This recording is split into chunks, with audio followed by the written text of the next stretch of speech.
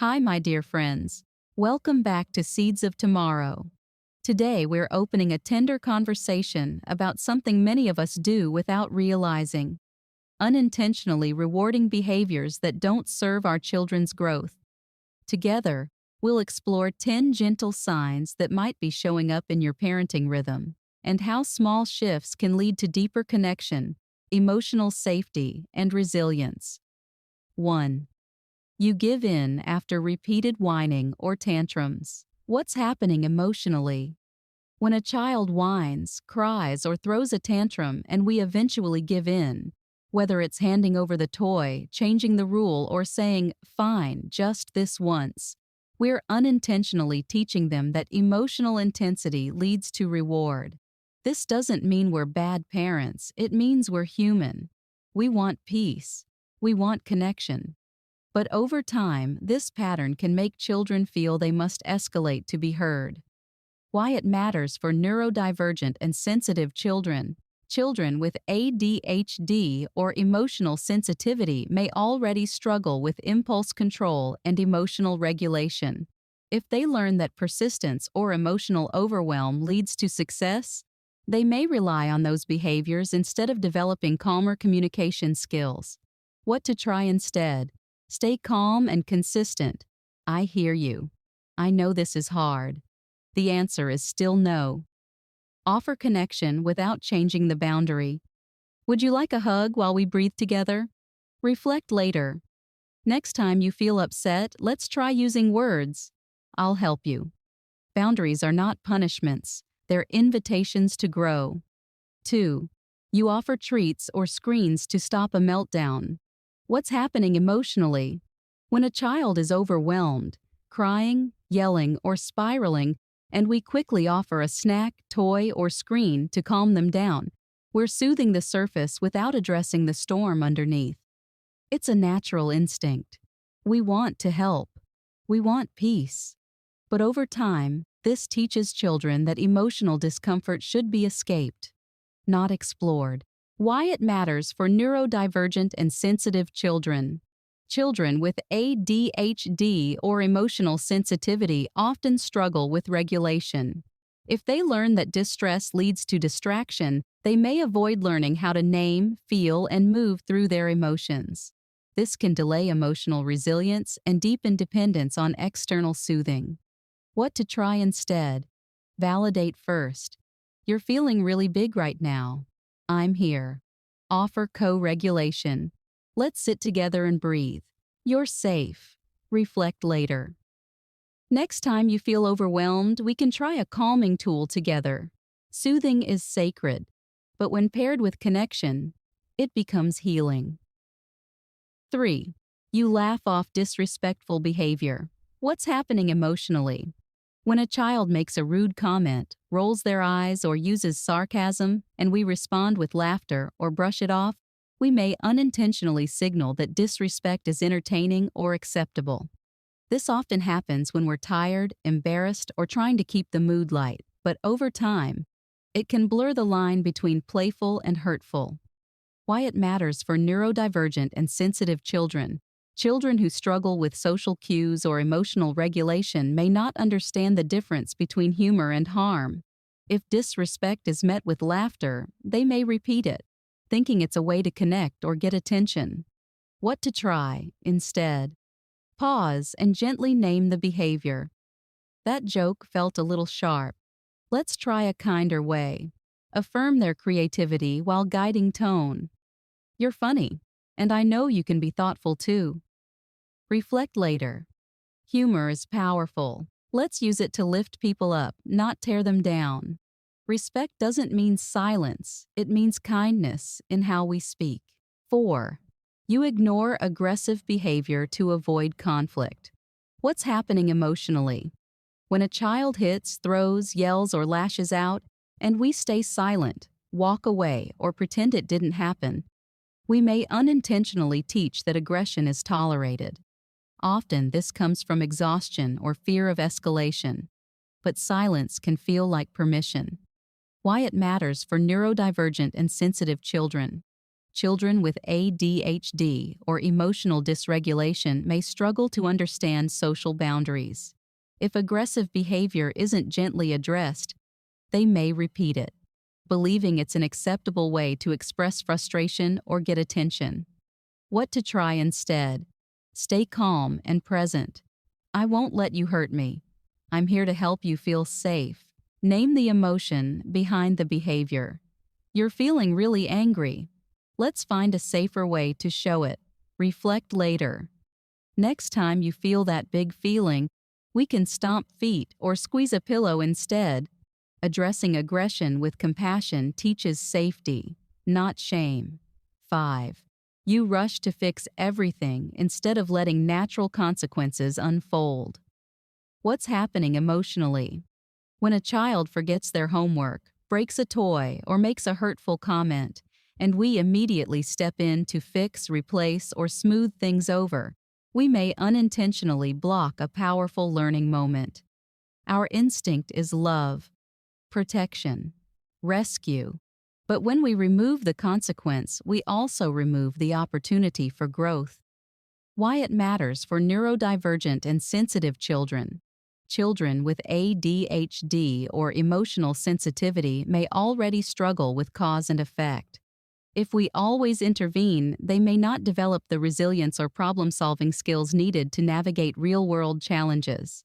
They may also begin to expect rescue instead of reflection. What to try instead? Pause before fixing. What do you think we should do now? Offer support, not solutions. I'm here to help you figure it out.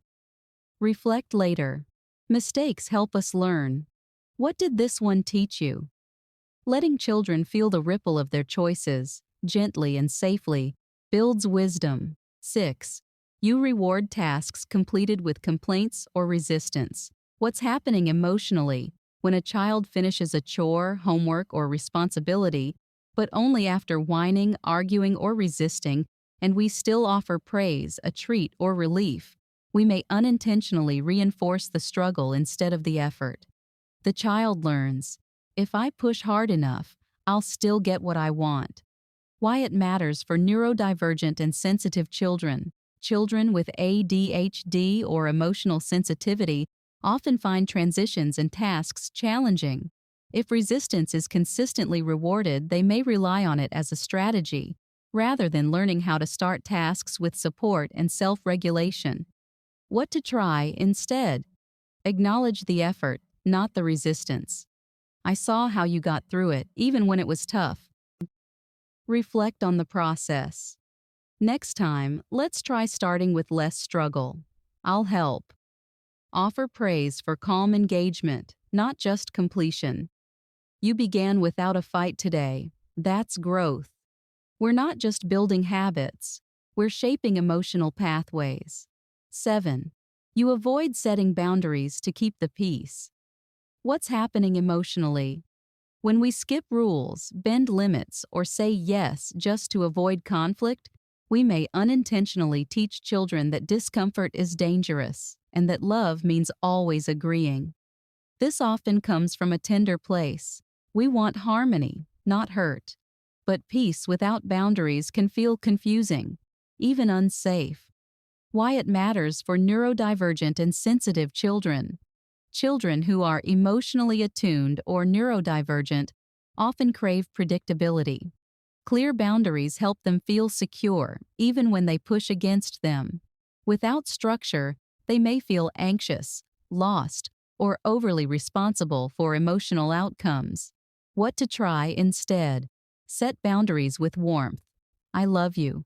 And the answer is still no. Hold space for big feelings. It's okay to be upset. I'm here. Reflect later. Boundaries help us feel safe, even when they're hard. True peace isn't the absence of conflict, it's the presence of clarity and care.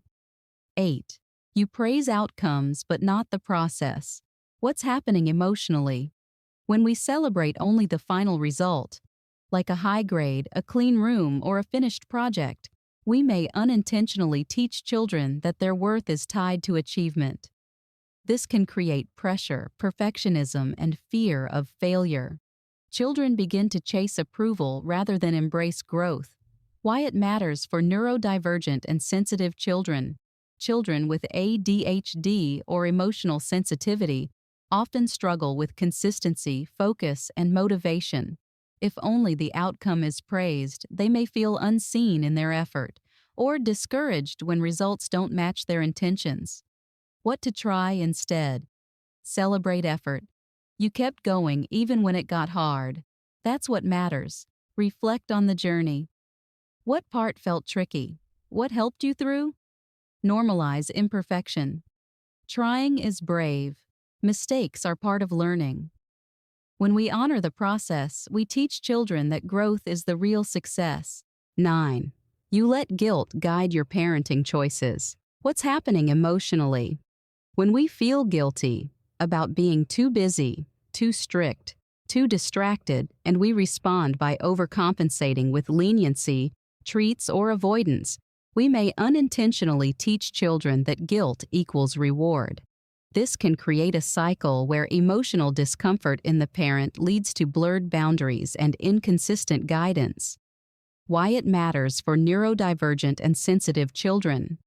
These children often need clear, predictable responses. When guilt drives our choices, it can confuse them, making love feel unstable or conditional. They may also learn to mirror guilt-driven behaviors, seeking approval through emotional manipulation rather than authentic connection.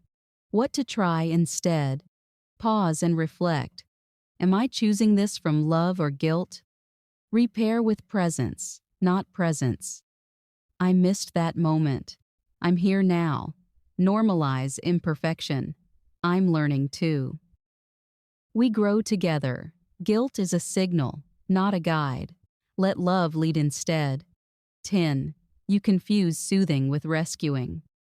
What's happening emotionally? When a child is upset, overwhelmed, or struggling, and we immediately jump in to fix the problem, distract them, or remove the discomfort, we may unintentionally teach that they can't handle hard emotions on their own. Soothing is essential, but when it becomes rescuing, it can interrupt the child's ability to build emotional resilience. Why it matters for neurodivergent and sensitive children. These children often feel emotions deeply and may need extra support to regulate. But if we always intervene before they've had a chance to try, they may begin to doubt their own capacity to cope. They may also become dependent on external regulation rather than developing internal tools. What to try instead? Offer presence before solutions. I'm here. You're safe. Let's breathe together. Validate their strength. This is hard, and I see how brave you are. Reflect later. Next time, what might help you feel calm before I step in? Soothing says, you're not alone. Rescuing says, you can't do this. Let's choose the message that builds strength. Parenting isn't about perfection. It's about presence, reflection, and gentle course correction. Thank you for growing with us. Follow Seeds of Tomorrow for more heart-centered guidance. See you in the next video.